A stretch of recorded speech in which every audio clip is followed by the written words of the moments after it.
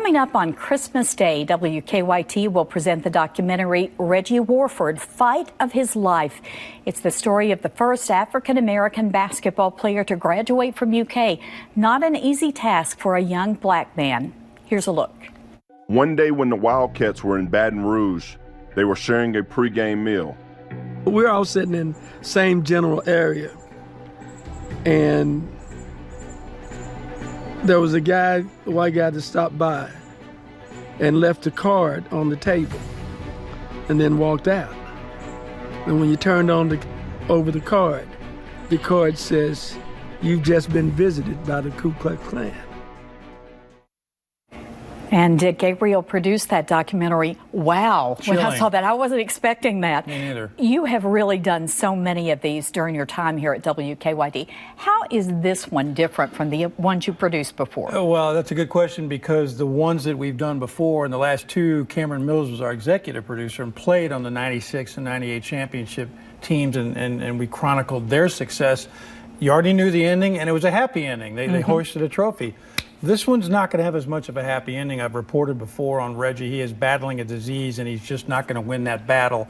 But his entire life has been a victory of being the guy who reintegrated the program. Joe B. Hall's first African-American recruit, and was a senior, the lone senior, led the team to the NIT title in '76 when you and I were in school. Yes, back in our day. You know, and then the travails he had as an assistant coach, and his health, and it is really an uplifting story. It's just not going to have the greatest of endings. You've hooked me. I can't wait to see the rest of it. Yeah. What was the most challenging part of putting this together? So many people had so many great things to say about Reggie. I had to stop interviewing people because he had all of his teammates and all these people who knew him. But the other thing too was we went up to Pittsburgh, where Reggie lives now, to interview him.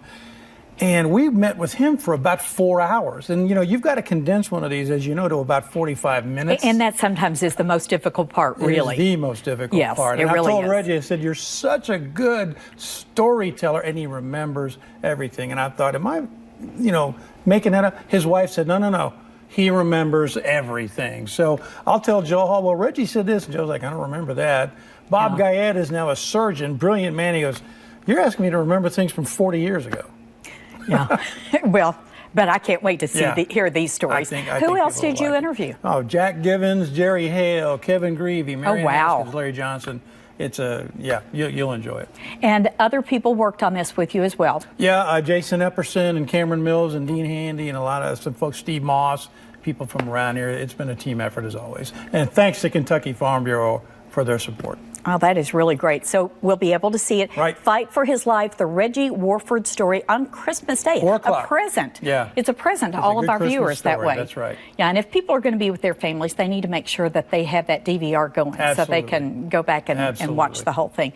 Thank you. I know it's a pleasure when you work on these, but good to get to the end of it. How many hours have you put in on this one? You don't want to know. You don't want to know, right?